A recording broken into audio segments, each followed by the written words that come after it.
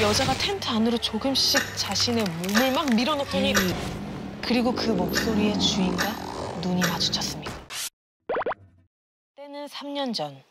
주말을 맞아 남편과 저는 설레는 마음으로 집을 나섰어요. 혹시 무렝게티라고 아시나요? 한국의 세렝게티라고 해서 인천의 무의도가 무의도. 바로 그곳인데요. 아, 무의도 좋죠. 엄청 좋아요.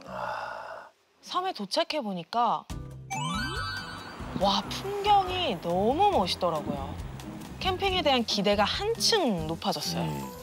남편과 1박을 하기로 한 장소는 무의도 최고의 절경을 자랑하는 호룡곡산. 근데 산을 오르다 보니 문득 뭔가 이상하다는 생각이 들었어요. 근데 왜 아무도 없지? 산을 오르는 동안 내려가는 사람도 올라오는 사람도 단 한 명도 마주치지 않은 거예요. 뭔가 서늘한 기분을 느끼면서 다시 앞으로 고개를 돌렸는데 갑자기 휘몰아치는 바람에 나무들이 미친 듯이 흔들렸어요. 그리고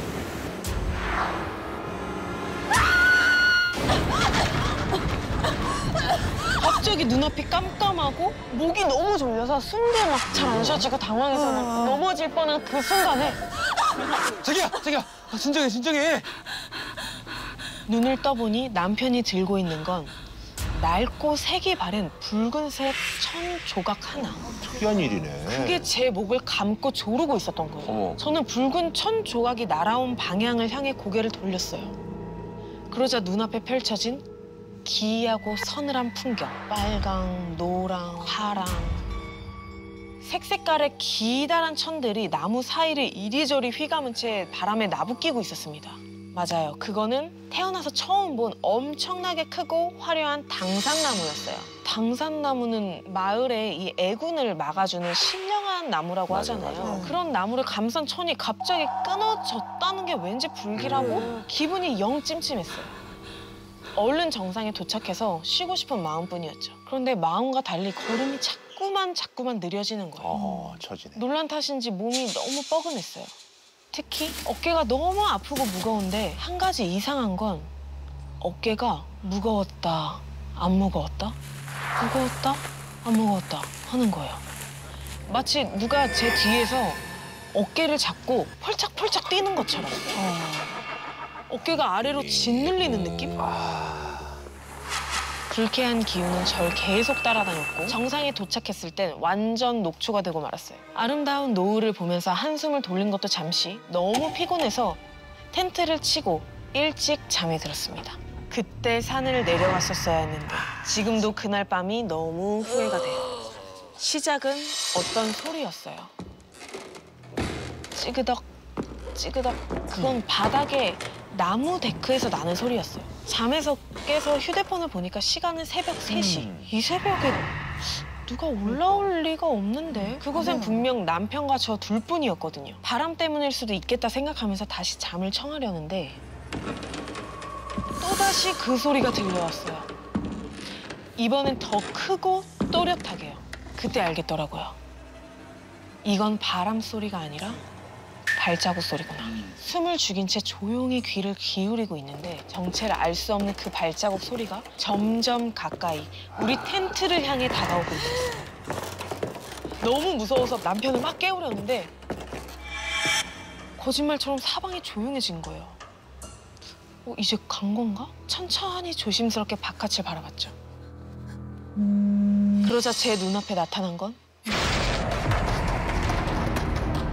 텐트를 향해 달려드는 검은 그림자. 야, 이거 바뀌는 거야. 텐트 천을 뚫을 듯이 막 밀고 뭐야? 핥히고 막 두드리는데 남편 뭐야? 남편을 너무 부르고 싶었지만 몸은 말을 듣지 않고 제발 저리 가. 기도하는 것 말고는 할 수 있는 게 없었죠. 하지만 저의 간절한 바람과 달리 잠시 후 또 다른 소리가 들려왔어요. 지금까지 우리 텐트에 들어오려고 지퍼를 찾고 있었던 거예요. 바깥쪽 지퍼가 다 열리고 텐트 안쪽 지퍼마저 조금씩 열리기 시작했어요. 5cm, 10cm, 15cm. 어느새 한 뼘 정도 열린 텐트 틈으로 뭔가 거칠게 막 비집고 들어왔는데 그건 거짓말처럼 길고 날카로운 손톱이었어요. 찾았다. 그리고 그 목소리의 주인과 눈이 마주쳤습니다.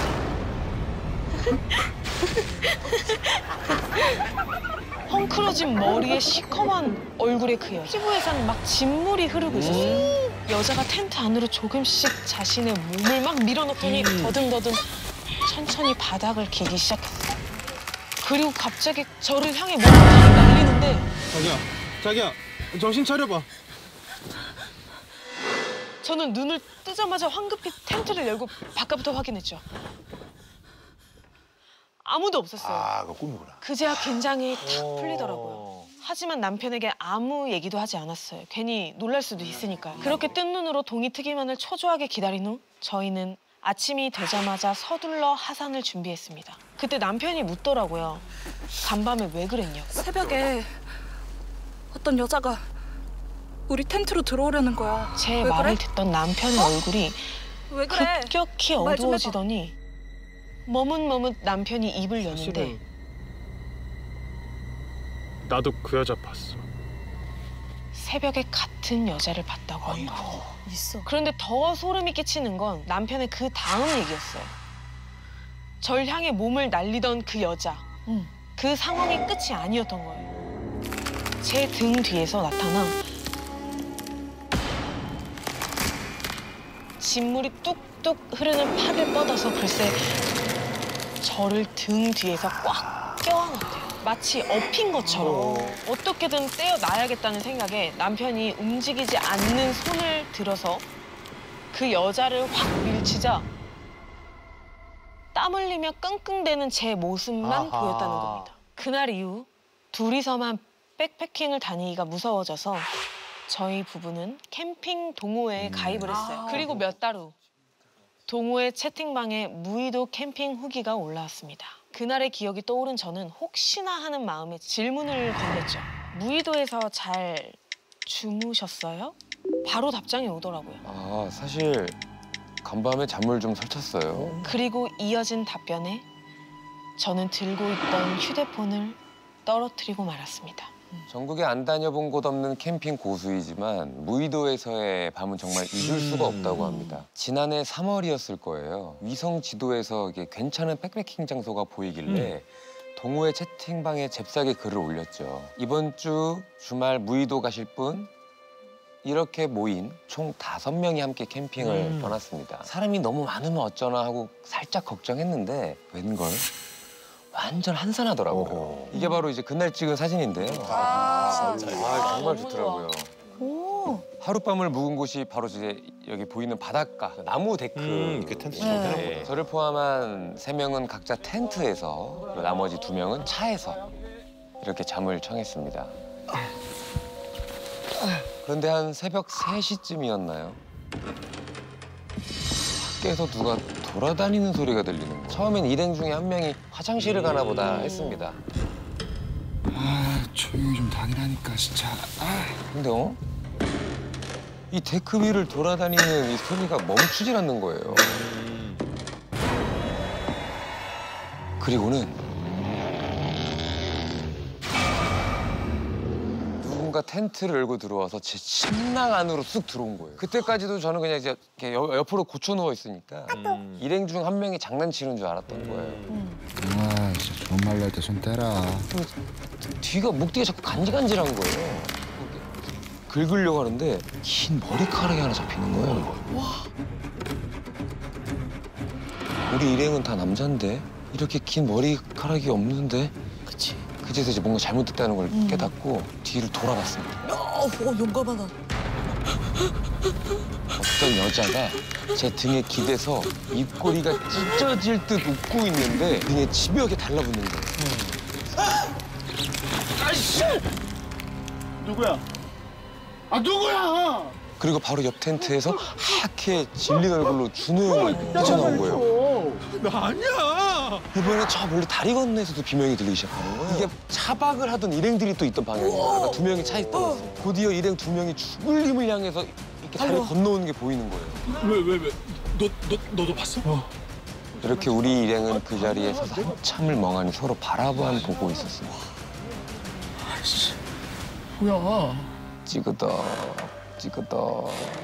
새벽을 깨운 그 의문의 소리. 집요하게 등 뒤에 매달리던 그 여자의 소름 돋는 움직임. 우리가 그날 경험한 건 대체 무엇이었을까요? 무엇이었을까요?